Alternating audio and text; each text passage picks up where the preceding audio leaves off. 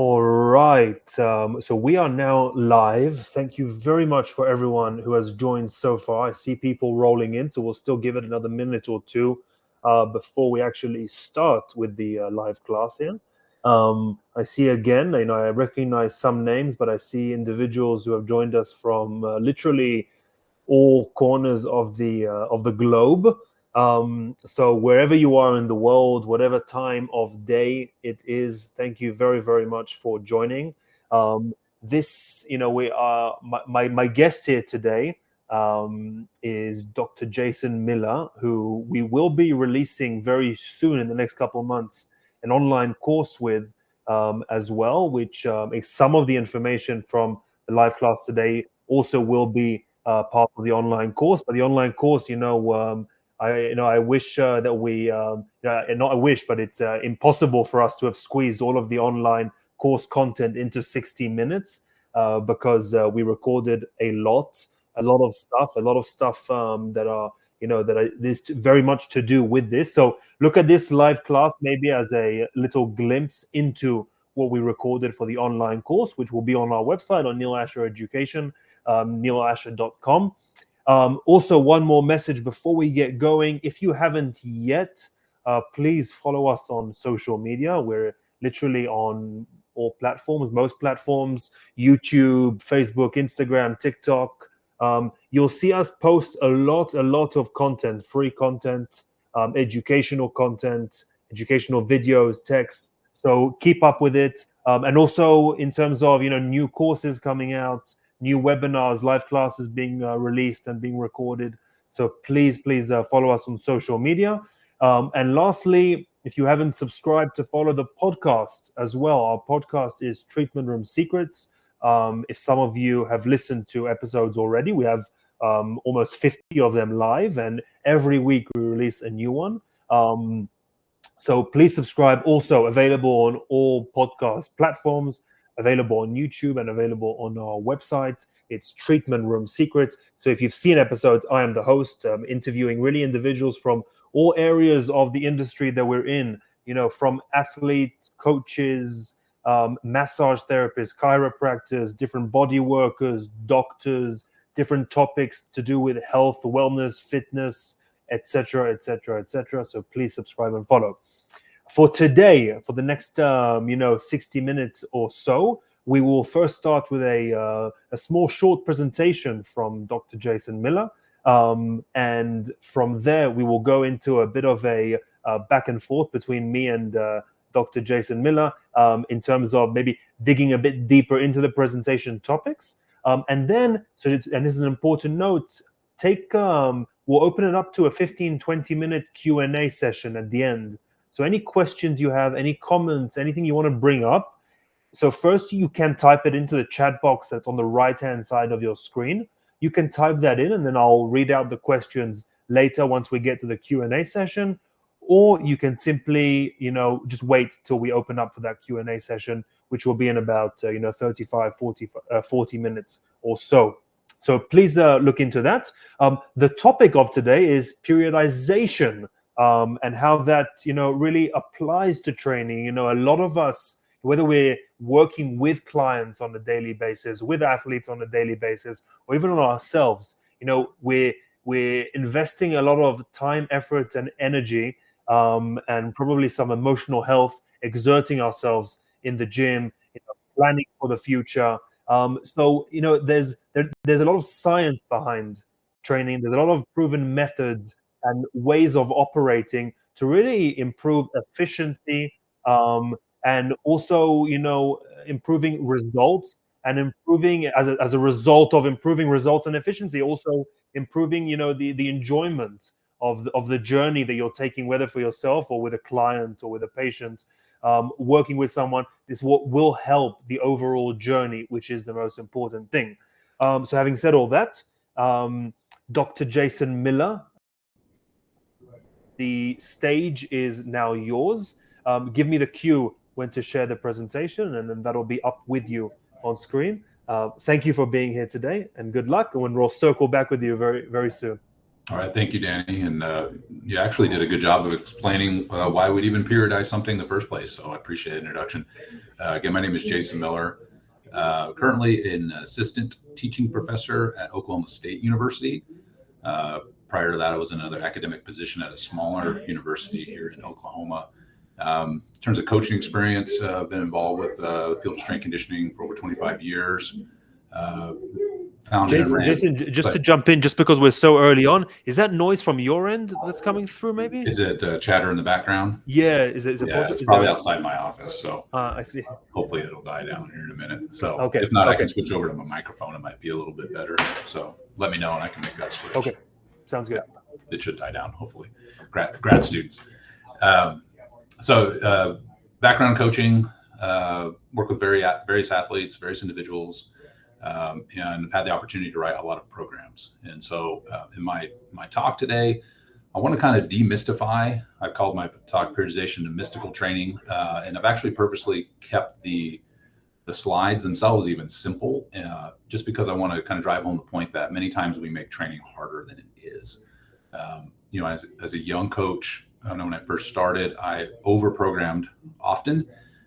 When I work with young coaches, usually the first question is, I can do all these things on the floor. I know how to teach this, but I cannot write a program. I'm uncomfortable writing programs. And then even myself, and then as a counsel, I coached a couple of years ago, that I got to the point where they've learned so much, they locked up. So meaning that they got to the point where they were trying to incorporate every idea out there. If you've been around in strength conditioning or training any period of time, you know that there's a lot of debate about what's the best way to set up a training program. So my hope here in these just kind of brief 20 minutes or so is maybe give you some grounding as you start to consider these different programs, and that perhaps, things can be a lot simpler than oftentimes they're either portrayed or presented, or even as coaches or individuals when we're making programs, we tend to do this to ourselves as well. So Danny, we can go ahead and start the presentation. All right. So again, mystical training. It's really not that mystical. And that's kind of, again, what I want to drive home today. I put this book reference here. This is an older book on periodization. It's a very thorough book. So after this presentation, if you want to go get a text that does a good job of treating periodization and as a whole, including different areas of training, not just resistance training, but also cardiovascular training, endurance training, as well as speed training. This book is a pretty good treatise on that. So I just want to point you that direction if you want more information. All right. So what is periodization? Let's define this term. Again, it's often kicked around a lot. There's various, maybe you've heard of linear periodization, classical periodization, nonlinear periodization, conjugate training. I mean, there's so many different ideas.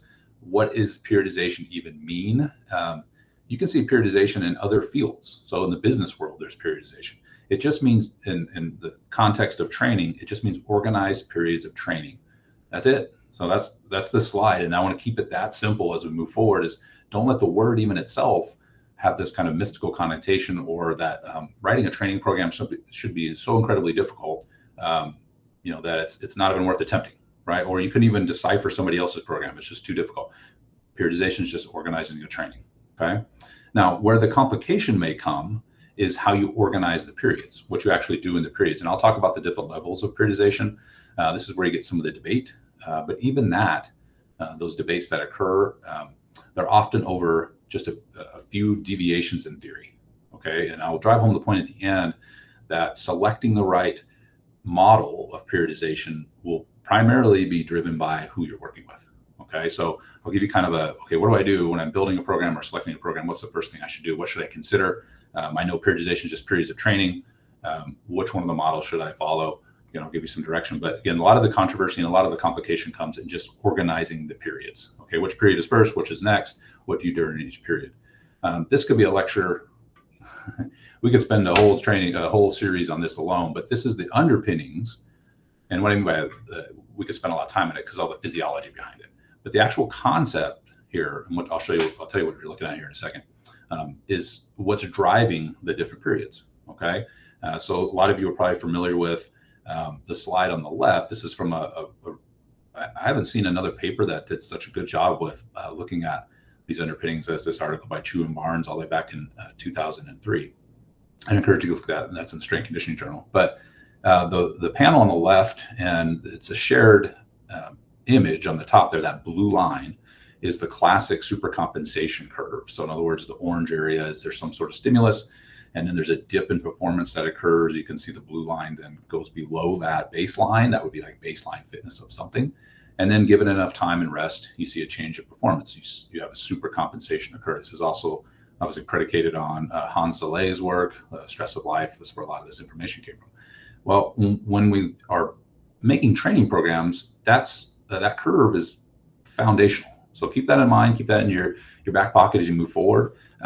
The complication of periodization can come though when we have multiple things to train. So it's not just getting stronger, but maybe it's getting faster. It's not just getting faster, but now there's a technical component to maybe an athlete.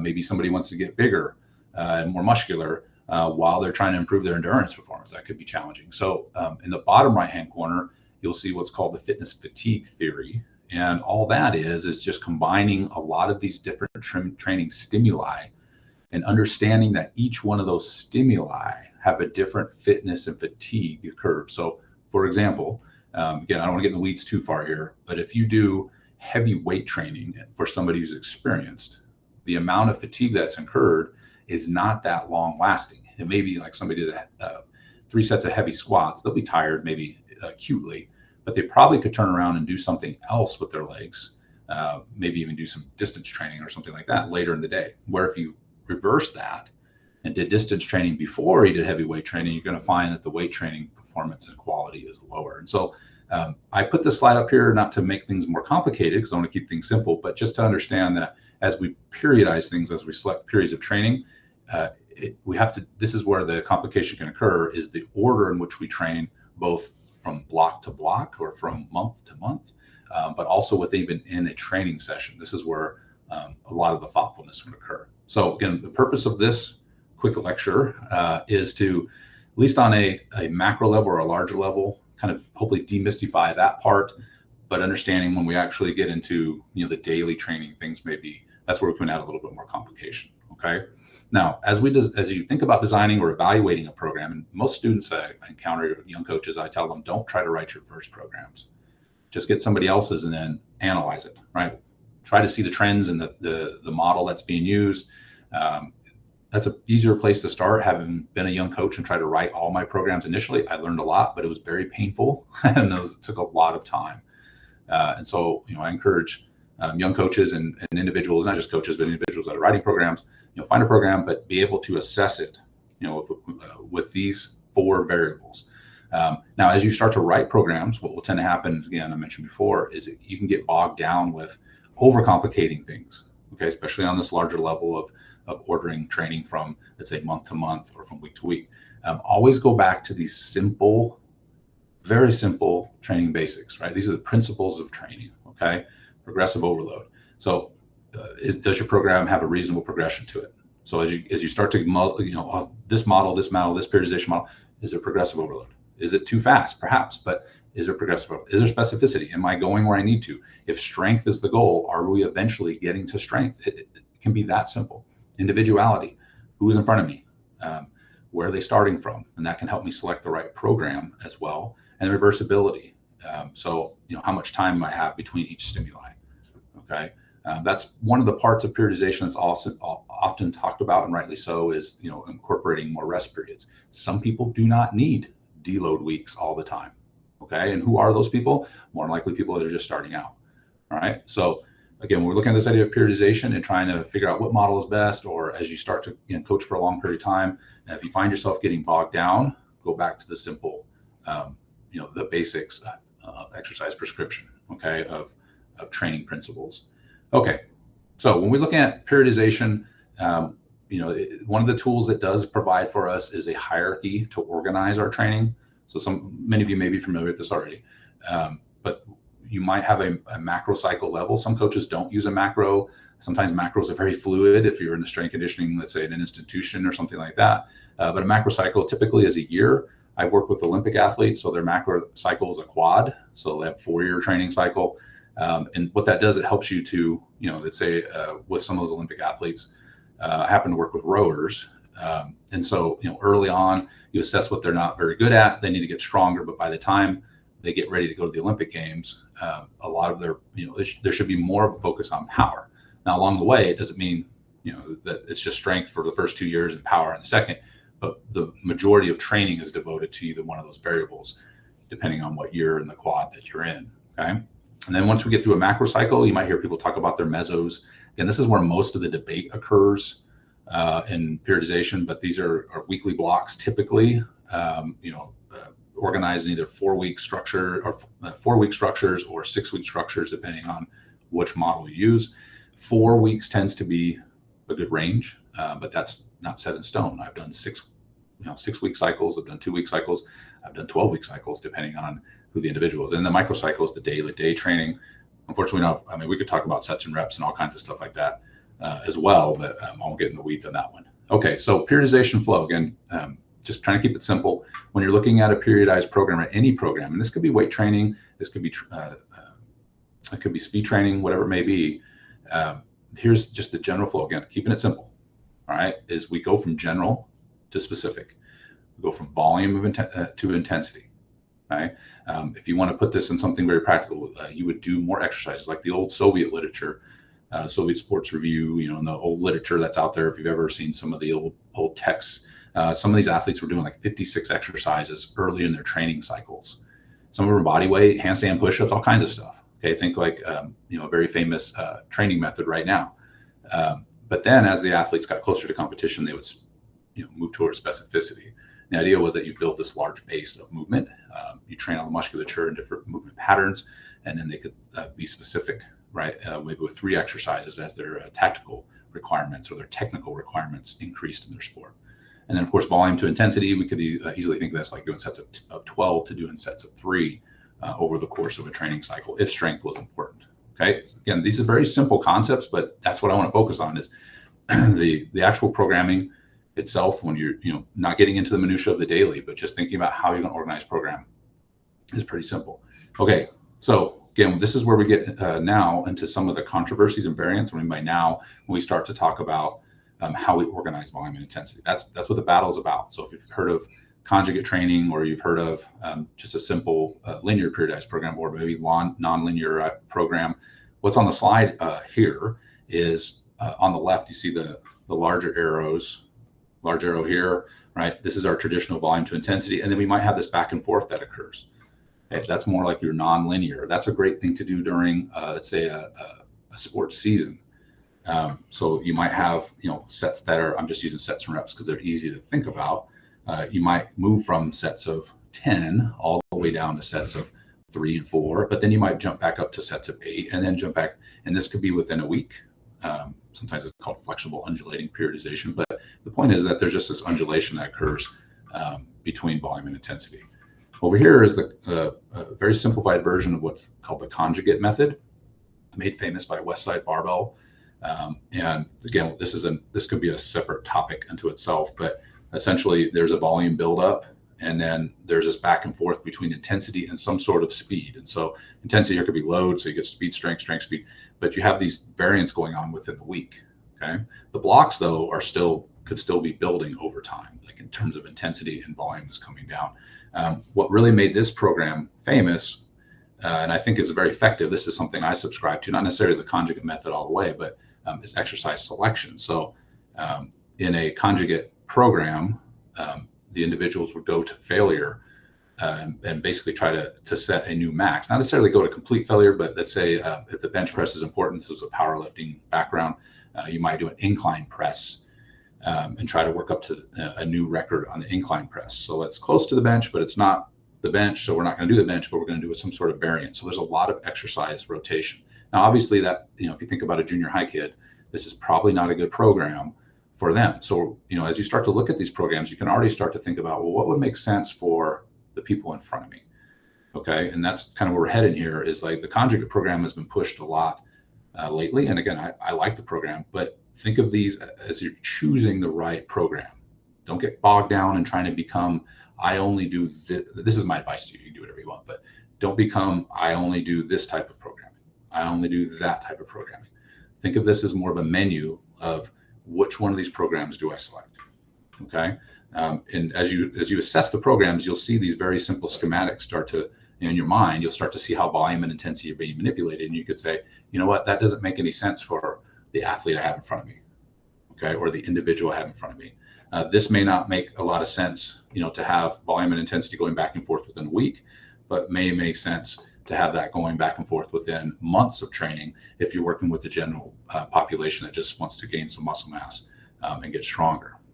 Okay. And here's just another model. This is called block training. I didn't label these just so you can see how simple they are, but volume to intensity, these are just blocks of volume and intensity, and then you start over. Now, this line may not, kind of the same as this one, but you might not go all the way back to the volume you started with, but you just essentially dovetail these blocks together. All right. This was made famous by a Russian author, Asurin, where he would put these guys. I like these a lot. I would do 6-week blocks. This is where you get into the minutia a little bit, but you can get in terms like realization, transformation, right, accumulation. But essentially, all this is just volume intensity manipulation. So again, my hope is as we demystify periodization a little bit, we just realize all we're doing is messing with volume and intensity. That's it. We're just messing with volume and intensity. Okay. All right. So sum this up. Okay. Here's some. There's a whole. Sorry about that. There's a whole series. Please don't restart my computer. There's a whole series that we're putting together on training theory. And so, I'm going to just kind of wrap this up here so I can take questions. But here's some general advice. And let me start with this. One of the important things to do initially is define who's in front of you. I've mentioned that a few times. And so understanding the individual's training level. Are they a novice? Are they intermediate? Or are they advanced? Now, if you ask most people who've trained for a fairly long period of time, they will tell you they're advanced. And reality is, there's only a fraction of people who are advanced trainees.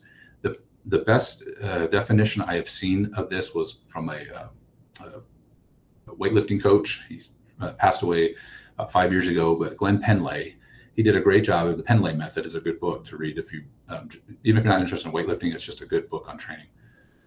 But understanding what each one of these categories means. So for a novice trainer, think about somebody who could train on Tuesday, and by the time they train, even if it's the same exercises, they might be stronger in those same exercises by Friday. Like it's that fast. Okay. Or somebody who's an intermediately trained or an intermediate trainee, they might train on 1 week, but they won't see the gains for it until the next week. Okay. So there's going to have to be some more thoughtfulness put in. An advanced person, though, that's where a lot of these books you read, like Super Training and some of these really good books, and these are heavy reads. But now you're talking about athletes that might do a month's worth of training just to see any gains. Okay, so that's a good way of thinking about who's in front of me. Your average high school athlete in the United States, no matter how long they've trained, is probably a novice to intermediate. Okay, so just that'll help, I think, when then you start to select a program.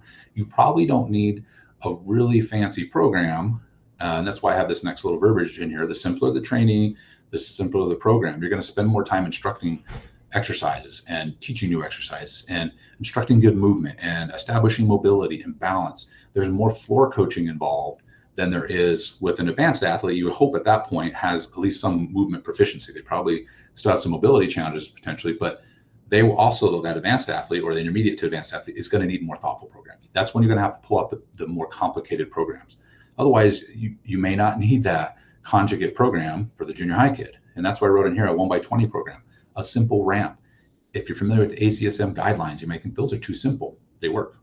Okay, if you took somebody just starting out, I love the 1x20 program. That's essentially a general preparatory program. Tons of exercises. Go on one set to failure. Obviously, exercises that the individual can be proficient in, but build a big base. Okay, build a big base, and then as needed, you see the line there. As an individual moves from novice to intermediate, then you can start to incorporate a periodization model. And I would highly recommend, again, we don't have time to talk about all of them in depth, but just a simple linear model works great, meaning you go from volume that's high to intensity low over time to intensity high, volume low, and then reset it at some point. Okay, if it's an athlete, obviously that could lead up to a competition. All right, whatever model you select, let's say you are a high school or you work with high school athletes. Okay, and for most of those athletes, if you're coaching at 50 athletes, it's a lot. If you can individualize, great. But let's say 1x20 is working with those athletes. Those athletes avoiding injury. They're getting stronger and getting faster. There's no need to try to dabble in something more complex. Keep it simple.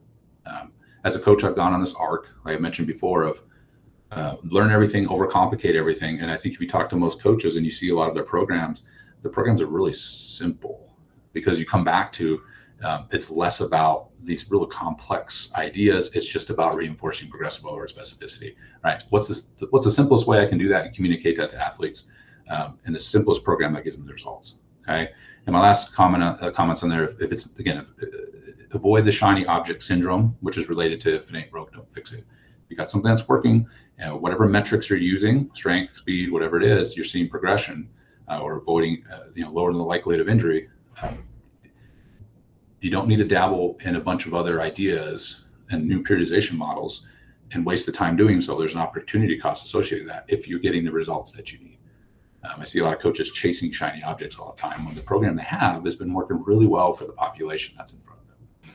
So that's all I have you. I know it's a lot in a short period of time. Tried really hard to stay out of the weeds. I hope that's helpful in some way, just to simplify, at least as we approach periodization, to simplify. I left a few things on here. Here's some books. I mentioned block periodization. I already showed you the book by Bompa. The 1x20 method's been around a very long time. Ripito and Kilgore, Practical Programming. It's a good book if you're feeling overwhelmed. It's a good place to start. I know some, again, we see names. Some of you have been in strength conditioning, you see names and you might have pushback on some of them. I don't like that person. Just take the ideas if you don't like the individual and see how you might incorporate them. Ripito does a good job of explaining like simple ramps. He'd be a good one to read for novice to intermediate. And then as you move from novice, and 1x20 obviously with novices, and then as you move from into the intermediate phase, the block periodization and the Bompa book is a good one. And then as you move to advanced, you might find the block periodization method really helpful, as well as I mentioned, I put the cube method up here. It's part of that conjugate group, right? That's a great method as well. So hopefully that was more helpful than hurtful. I did muddy the waters a little bit, but maybe start to simplify some of these concepts.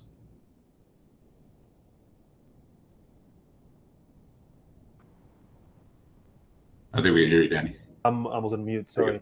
On your, just the way you ended that. So in terms of shaking the waters, I'm not sure exactly what you said there. So why is there so much maybe like debate over the different methodologies? Is it is it politics, or is it just because people competing for whose method is best? Because as you said, is because monitoring seems like to be key for any program that anyone puts together. So if you are seeing results, with the population that's in front of you, should one be paying attention to criticisms coming, to the method that you chose to maybe base your program around? Yeah, that's a good question. So I think the first part is, why do we have all these ideas? Because I think a lot of them work. So the old saying, there's a lot of roads that lead to Rome, right? There's a lot of ways to do training effectively. You could do a conjugate method with your junior high team and they would see results. My contention though is I could probably get the same results and maybe it'd be less stressful on the athletes, and do a simple 1x20 training program. That's part of the evaluating a program is I can get, again, if I get athletes to the same place, but I subjected them to a lot of load. And this is one of my kind of pet peeves when I see coaches working with young athletes is it doesn't take much for them to see gains. There's no need to throw them under a heavy barbell. And I love the barbell. I was a weightlifting coach, still am, right? So I love the barbell, but there's no need to put them under that duress and compress their spines and do all that stuff if we don't have to. What if we could do a hex bar or even a machine if it fit their body, right? And there's problems with kids and machines, but I think that's one of my things when we look at these models. Well, and social media, right, has made things, what's the new sexy thing, right? The bro science. Bro science, but even people who are really good coaches and thoughtful, when they post something, right, it's just different, so it looks cool. We're all tend to gravitate. I look at these things, and I would highly encourage. I'm not saying shut your mind off and don't consider things. What I tell students and young coaches is move at a glacier's pace, meaning move, right? There maybe you need to evaluate some things, but glaciers don't move very fast. So when you see the new shiny object come up, don't chase it, read about it, consider it. How's my program been doing? Man, I'm getting the results I really want, but maybe there's a component that it must be very specific. Like, I don't know how my shoulder care program is, or, okay, well, this is a new idea. Let me consider that. Right. But we haven't had a lot of injuries in that area. So why would I completely overhaul everything if I've accomplished what I want to with my program? Now, obviously, if I have a program that's failing in some way, or it could happen that you get different groups. Maybe you have a bunch of, I'm putting athletics, but you have a bunch of older athletes and the program really worked. And then you have a group of younger athletes now, maybe within a team or something like that. And you notice the program isn't as effective. Well, now you have maybe two sets of programs, either within that group or that you use depending on what you see in front of you. Well, this is the younger group. I know this program's probably going to be a little better. This is the older group. I know this program's effective. And then somebody says, hey, try this thing. It's like, well, hold on a minute. My metrics say that this works pretty well, but let me listen to what you have to say, though. Right. So I think it's a combination. I do too. We tend to chase shiny objects. And with social media, we get lots of shiny objects thrown at us all the time. And so I think, go ahead. No, so you think a lot of, different strength and conditioning coaches, personal trainers, sometimes overcomplicating, like starting from an overcomplicated program to begin with versus simple and then growing from there if you don't see the results that maybe you're chasing. Exactly. And so, when I work with young coaches, always the angst is always programming. It's like, go back to the simple, even if you took the ACSM guidelines, I'm not saying they're great for everything, but you were a great floor coach. Like, you really knew how to coach exercises, and you knew how to adjust and scale and do all those little things in the weight room, and you still were doing sets of 8. Those athletes or individuals will get more out of those sets of 8 by your proficiency in technique. And I know there's I've seen this thing lately, like, well, technique doesn't matter. People just get stronger. Like, okay, but tell that person that 10 years later. This is why I really get frustrated when I hear that with like young athletes, that are turtle backing as they're doing front squats and their spine is loaded. And it's like, okay, so they're training their upper erectors when we should be training quads. So that technique does matter. I don't agree with that at all. But that's a new shiny object thing, right? Well, I just lift heavy things and it'll all work out. So again, be a good floor coach. That's my encouragement. No exercise. Don't be afraid to push people. People aren't just fragile, but we can be really good floor coaches and get the most out of every rep. Like velocity training, I like that, velocity-based training. Make the reps count, make them high quality. And if you do that, your overall programming, even if you feel like it's not as proficient as you like, or you'll still see results because you're seeing progressive overload, right? You're training the muscles in the way that you want to. You're being specific to the way you want them trained, and you're training the individual. I mean, that's the name of the game. Can you expand on the 1x20 method? Sure, I know it. So, as a young coach, I remember seeing that, and I was like, "That's dumb." You gotta lift 5x5. What a stupid program. But it was written by a man who has been around. Dr. Yessis has been around a long time. And that doesn't mean he knows what he's doing. There's a lot of people who've been around a long time that are terrible. So there's a logical fallacy there, I realize. But the point is that he's trained a lot of athletes, and it's like, okay, I'll give this thing a fair shake. And the more you start to look at, he's obviously well-versed in the old Soviet literature. But the idea is that, especially and I say young athletes, I don't mean just biologically young. It could be, masters athletes have exploded, right? There's more masters athletes than there ever has been, especially in, Europe and the United States. But you want to establish a base. And again, it's one of those things that if I can do 30, right, that's a lot, I realize, but 30 exercises really well and work the body and all the different musculature and different patterns, and build that big base, and to the point where I'm really addressing all these small weaknesses I might have. Maybe, I have this issue with my lower traps. And if I just jumped in and started doing traditional weight training without this big broad base, I'm always going to have that issue with my lower traps. And so it's going to affect my shoulder later on. But if I do this 1x20 training and I'm just starting out, I'm probably getting stronger everywhere. And then those areas that I'm the weakest are going to come up the fastest. And so now I have this nice base and I've got stronger. And because I'm more of a novice trainer, I'm going to get faster. I'm going to feel better. I'm going to be stronger overall in every movement. I'm going to have bigger muscles, whatever it is I'm chasing. If that's working, again, I'll go back to this, like say it's as a young athlete, if that's still working and the individual is getting the metrics that you want, there's no need to change that because we're just bringing up their total fitness. Now, what we can do then, the beauty of that is if you say, well, now I need to really work on lower body strength. Like we need to do some more of that, or obviously speed training, things like that might be over the top of this, but now I can really narrow. But I have this big base where a lot of those muscles that serve as stabilizers, neutralizers, all those type of things, they're strong. And so now I can move through those movement patterns like a squat more proficiently and stay injury free than if I had not done the 1x20 training. So I'm a big fan of it now. And it's about as simple as a program as you can get. I've seen more and more people using it, especially a novice and young. So I love this. what does it look like? What does it look like technically? So it's one set. So it depends on when somebody starts. You might be using reps maybe around 14, but you build up to 20. You could jump right into 20. You're going to failure. So you have to make sure you have to select exercises that make sense, right? Now, it doesn't have to be certainly not technical failure, right? So we'd have to define failure a little bit. Like if somebody was doing a squat pattern, it'd probably be silly to do that with a barbell, but we could do it with some dumbbells or something like that. But the real crux of it is you have this expanse of patterns.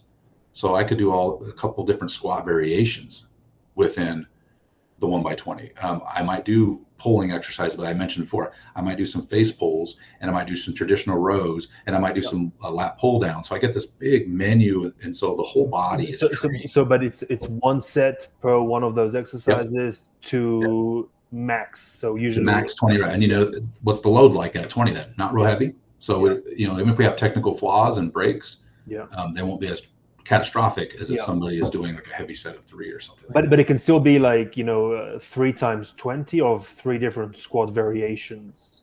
You probably want to use the different variations. Yeah.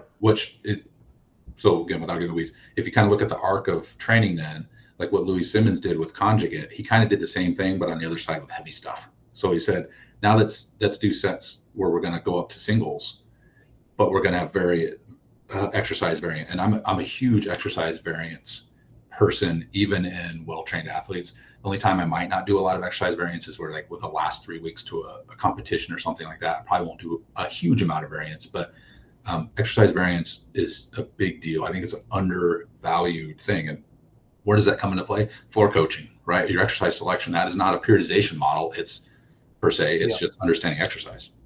So you touched on competition, and competition seems to me like for many strength and conditioning coaches, fitness coaches, personal trainers, it can be very much in the way of your planning on your periodization, especially if it's, it's starting from a complex point where, maybe it's almost limiting you, the competition, because, there's a level of competition where you want to avoid injuries. You want the athletes to, show up at, peak energy and peak, just being injury free and ready to go, right? You want them at their best when the competition day arrives. So considering competition into a training program, should the results be monitored more, loosely, or just expecting progress in a slower rate when you're working with athletes that have regular competition? Like, I'm speaking from my experience where, like, as a soccer player, where every weekend you have something going on for 9-10 months out of the year. Yeah. So yes, yeah, it's definitely different. So those models we saw, this is where, again, understanding to say I'm not a conjugate method person. This is just a tool for me to use at the right time. So one of the things the models I might use, then it's been coined. I know this vernacular's died off a little bit, probably because we can simplify it, but it used to be called flexible undulating periodization. That's probably why it died off, because it's just a mouthful of nothingness. But essentially what that means is that, okay, if you saw my slideshow, when we looked at the fitness fatigue model, knowing that there's different training stimuli that have a different fatigue and fitness decay, right? So I might look at, as a soccer player, if you play twice a week, let's say, or once a week, or whatever it may be, right? If you have a basketball player, maybe they play 3 times a week, right? Certain tournament seasons like that. Sometimes those weeks might be, I'm really not going to load the athlete very much at all. We just need to recover, right? So any workout we do in the weight training setting would be more of a recovery workout. We might do a wider variety of exercises, but not to failure, right? It's more about blood flow and recovery. But let's say we're in a kind of a traditional like conference season or something like that, where you have a two game schedule or whatever it is. You would say, all right, this is where you understand those fatigue curves, and say, okay, if I lift heavy weights today, what happens 3 days later when the game happens?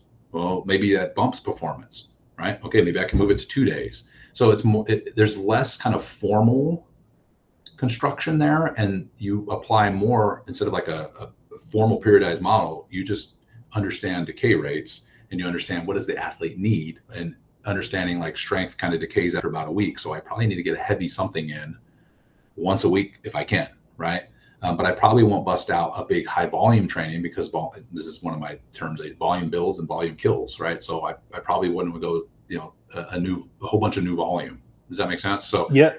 I work on what I need to work on. If I had a bunch of basketball players, I probably don't do a plyometric program in the middle of the season. That would be silly, especially for the ones that are playing a lot. Like, I don't need to do this. So again, the season kind of muddies the water. And you're right, in terms of seeing progression and speed, strength, and all those different things, it's more about trying to hold those things. It is possible to see progress, but it might be in like little stops and starts. So a Division I basketball season, right? It starts in the fall. It's like when I work with some Division I basketball players, they started in the fall. We build up, we peak up, as the season starts, they're strong, they're fast, and then we just try to hold on. And then when Christmas break comes, when they have some time down, right, then I might hit them with a couple rounds of volume, especially if they're going to go home or something like that. I know they might not train. Then I'll switch my focus and say, let's go ahead and do some volume training. This is our chance to get this in again and kind of reset the periodized idea before we build back up to intensity again when you come back. And then we're going to go off into the longer part of the season. So, it's more of a flexible, right, idea, and just finding those holes in the schedule when you can plug in the variable that you need most. Beautiful. Yeah. I want to follow up on that in something also in terms of the flexibility of the programs. But this is the time for everyone that's in the audience. You can type in any questions you have, either in the chat on the right-hand side of your screen or on the Q&A tab, also on the right-hand side of your screen. So any questions you have, please type them in. Don't be shy. I will read them out to Jason, and he'll answer them here fully. But to continue that, maybe the ultimate water muddier is an injury that occurs in an athlete or someone who's training throughout a program. So, and that seems to me complicated to adapt a training program when someone suffers an injury. And, even if it's, minor, injuries like a hamstring tweak, or, something in the hip that's disturbing an athlete. Because a lot of the times, again, also from personal experience, where when also from the athlete's point of view, it's a lot of the times, if you do have a small calf strain or hamstring strain, it's very noticeable when you try and sprint on the soccer field or the basketball field. Sure. But sometimes, that those first few sets of squats might feel great, but then you're still risking yourself, and you still might feel that something pop or tweak that's uncomfortable. And then where do you start from? When do you pick up? You're going to take a break now. Do you start from scratch? So it seems complicated when involving injuries and to the flexibility of Sure. these training programs. Yeah, I mean, there's a lot of factors, right? So what joint? If it's a lower body athlete, which more than likely it is, because most athletes are. Is it the ankle? Is it the hip? What is it? Is it an acute injury? Is it a chronic injury? Again, you mentioned the severity of it. Where are we in the season? Can this athlete take a little bit of time off, or are we trying to get him back really quickly? He or she back to the field or the court very, very quickly. Obviously, I know you have a lot of rehabilitation science folks in the crowd, so there are protocols and kind of timetables that have expectation with each one of those injuries. As a strength coach, then when that athlete is quote unquote cleared, it depends on how long they've been out, right? So obviously, if somebody had an ACL reconstruction, we're talking about a complete reboot. A lot of focus on asymmetry issues, right? You have to be careful with symmetrical training, like doing a bilateral squat, right? I'm not even talking about barbell squat, but it's just reestablishing that symmetry. A lot of athletes that have been hurt for a long period of time, and again, all those in the audience will know this, is the tendency is to overstretch the limb that's been injured because they're focused on getting back. So somebody has an ACL injury and man, they have tremendous hamstring and quad flexibility in that limb that's been injured.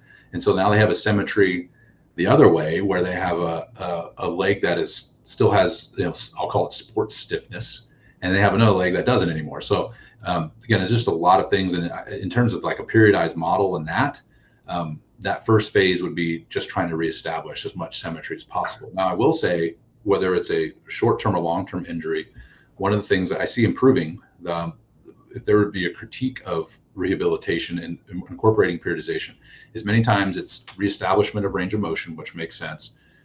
But then there's this, maybe this phase where it's more volume training, let's say with low resistance. So like early periodization, right? Band training, light machine training, all that stuff's great.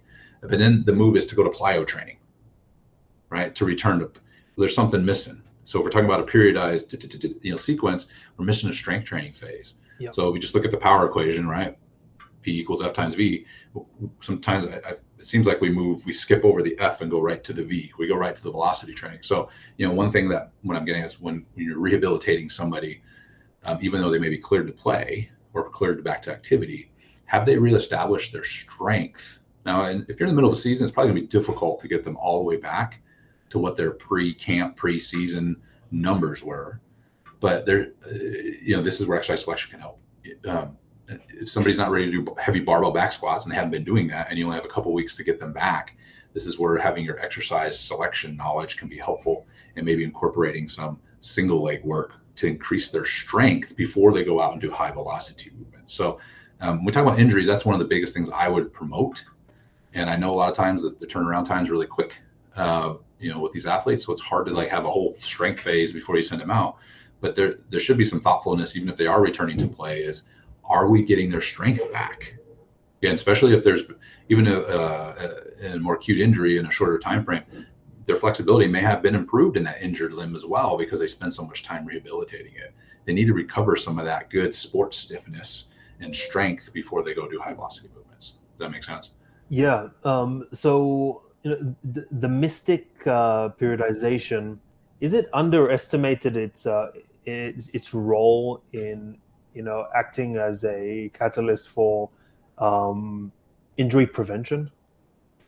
I think so, and I use the word mystic just because I'm just kind of being silly. But no, I know. I wanted to highlight. Yeah, I know. Yeah, I mean, like you read a blog post, and everybody's like, there are people are arguing over these models. And again, I'm telling you what to do too, so you can totally let this go too. But my advice would be view these things as tools, these models as tools, rather than becoming a disciple of one of them, right? I only follow Conjugate for, okay, well, you're missing out on, right?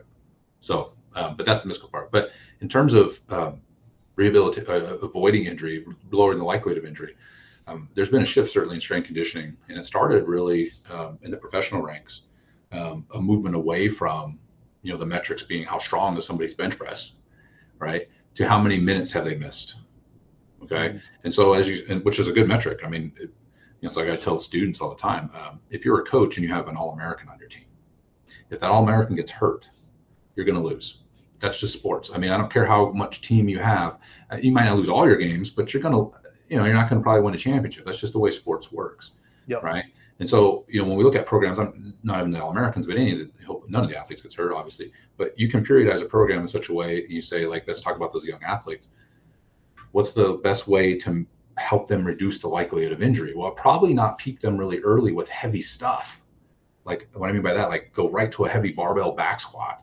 It'd probably be a better idea for that young athlete to have this big repertoire of movement that they're strong in at the 1x20, some variant of 1x20 training. That would help reduce the likelihood of injury more than, well, if I just get really, really strong in the back squat, okay, that's helpful, but you even may have second. This is just me, okay? So yeah. You guys watching this, maybe I'm wrong, but I hope I'm wrong. But in the next, the pendulum went from, hey, kids can't lift weights. Sorry, I'm on a tangent here. Kids can't lift weights because of worried about growth plate fractures, which turned out to be wrong, right? A lot of that was misinformation. But now we've shifted all the way over here. Like, kids can just do whatever they want. It's like, hold on a minute. I get concerned sometimes when we see biologically young athletes that we're going to see a lot of spinal issues with them as they get older because of some of the training that we've swung back over here instead of saying somewhere in the middle is like, this isn't, and this is why it's probably not done. It's not very sexy to say, hey, do 20 exercises with different but I want to get under a heavy barbell. Okay, well, this is going to serve you better here, right? And we become an older athlete. Now you can, do those heavy back squats, whatever, and your body can bear up under that load. Play your long high school seasons, and your body is, been tissue prepped for the last 4 years with all these different movement patterns. You're more likely because you mentioned the macro cycle of of someone like a Olympian where it's a 4-year macro cycle, but then each of us has a macro cycle, which is our life, right? And so you can mess things up for yourself in that macro cycle in those early years, and it's very heartbreaking. Just walk into an average gym, and just to see people performing, heavy load exercises. Not ready for it. But also, even if they were, like, not very good technique, generally speaking. Even if you go into a Division I, weight room, a lot of the time, it's either the athletes themselves are not taking it seriously enough, whatever the cause is, but you see bad technique. But still an egotistical maybe desire to rack the bar with more plates and show everyone that you can do these different things by trying to meet these metrics of like you mentioned, bench press, squats, and that type of thing. So with kids in the weight room, is it somewhere in between where we used to be versus where we are now? It's just kids can do weight training. Oh yeah, I mean, and so don't misunderstand. I don't have a problem with kids lifting barbells and dumbbells. The question is though, do they have to? That's always a thing. So I'll tell you, as a young weightlifting coach, I would have kids 13, maybe younger, doing barbell back squat, and it just hit me one day, like, okay, working with these kids long enough, they're growing, right? They're getting stronger anyway.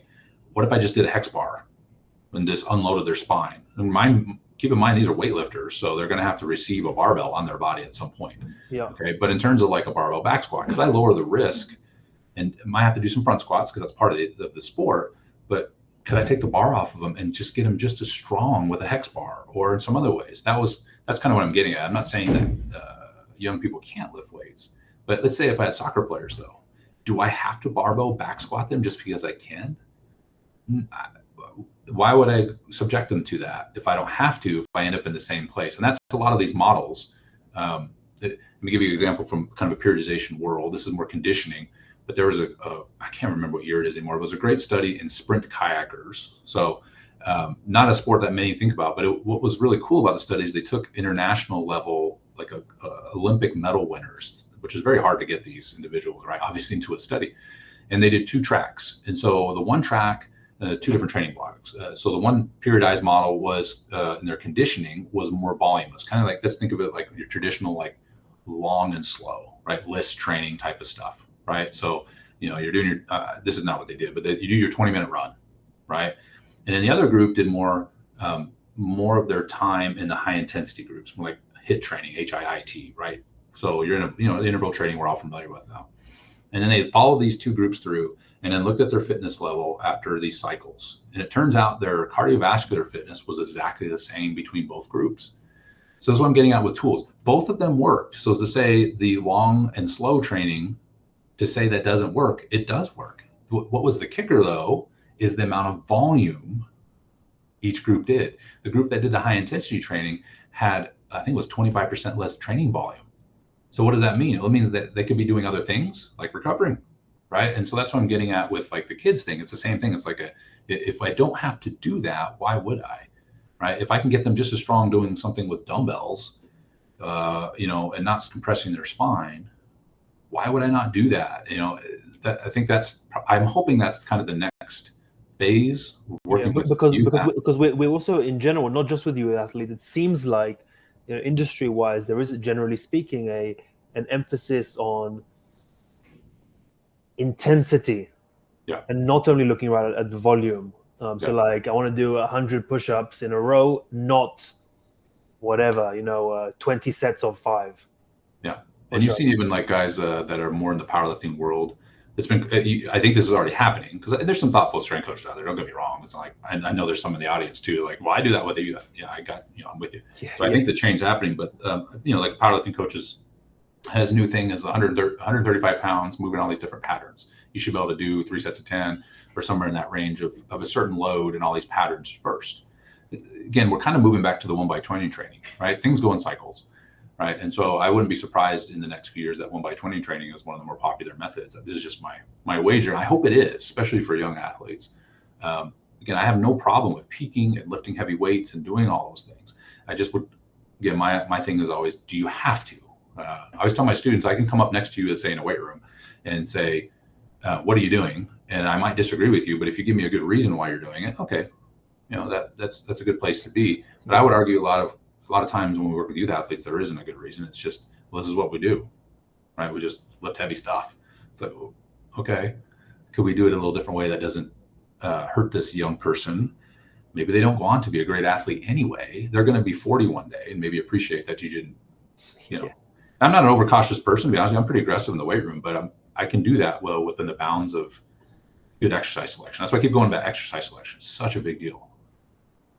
I personally, I do something like at least once a week, like the 1x20 method, but with body weight exercises just for myself, but tackling different variations of exercises.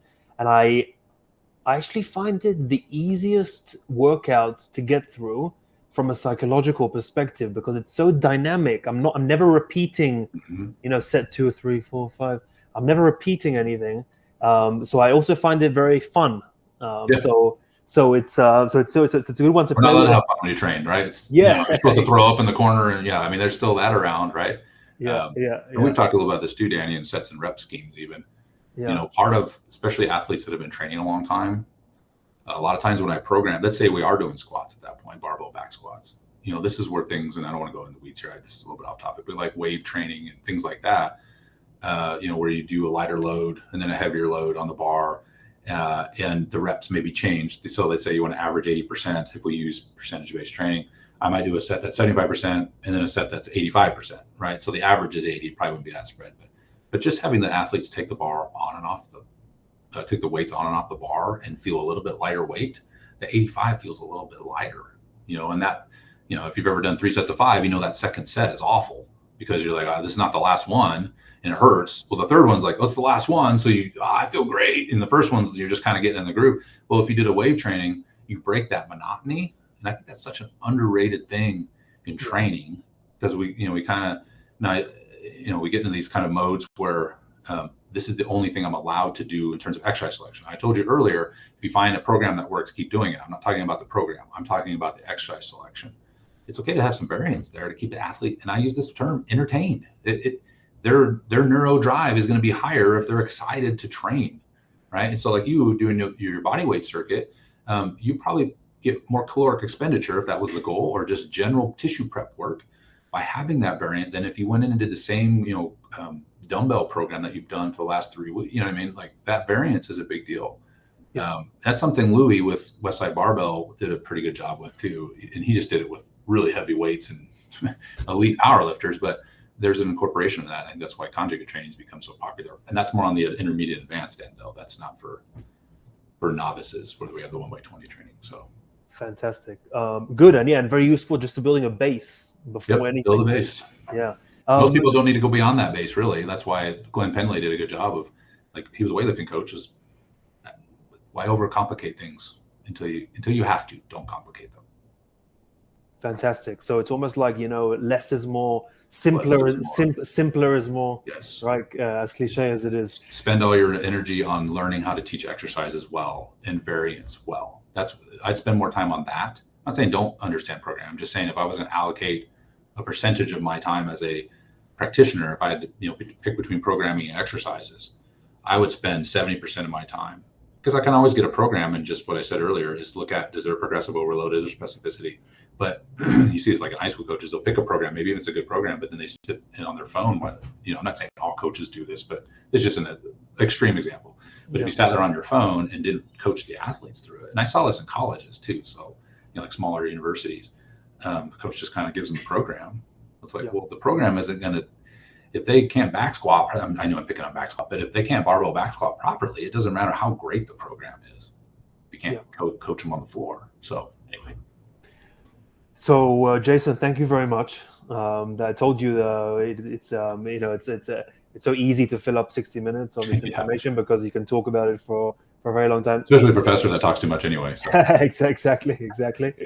But thank you very much. It was super valuable and useful because again, our goal is for every individual, whatever it is they're pursuing, so whatever the population is in front of any coach or personal trainer is, again, we want people to progress, develop, and not get hurt.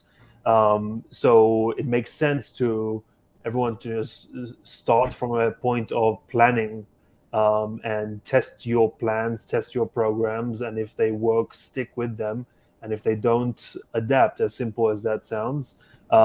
But also for many different, reasons, sometimes egotistical, sometimes laziness, sometimes unawareness, it's difficult to keep your hand on the pulse and adapt as necessary, especially when working maybe with a team or multiple athletes and not just one-on-one where you can give everyone your full attention 24/7. But that's super valuable. So thank you very, very much. The webinar and this live class was recorded, so anyone that registered, even if you were on here today, you'll receive a recording of this 60-minute lecture and the conversation that we had. It'll also be posted on our website, on our live class section, and will also be posted on our YouTube channel. So please keep your eyes open for it. Please keep your eyes open also for our online course that will be released sometime in the next couple of months. Very, a heavy emphasis on resistance training, the theory behind it, but also application and practical, tips and ideas that can really help you as a professional practitioner develop. If you haven't subscribed, followed us on social media, the podcast, please do so. You'll stay up to date with everything that's going on in our ecosystem. I mentioned it's worth following just for, we publish on a daily basis free information, free videos, free articles, blogs all the time. So please follow us and gain the most out of it. Feel free to reach out to us if you have any feedback, any questions to us at Neil Asher Education, to myself, or to Dr. Jason Miller. Feel free to reach out to us. Our email is, you can reach us at support@neilasher.com. You can also find the contact help page on our website where you can leave your information and we'll get back to you within a few hours. So thank you very much for everyone who joined today and spent this hour with us. I'm wishing everyone, wherever you are in the globe, a great weekend. And Dr. Jason Miller, thank you very, very much. Thanks for having me. I appreciate it. Have a great weekend. You too.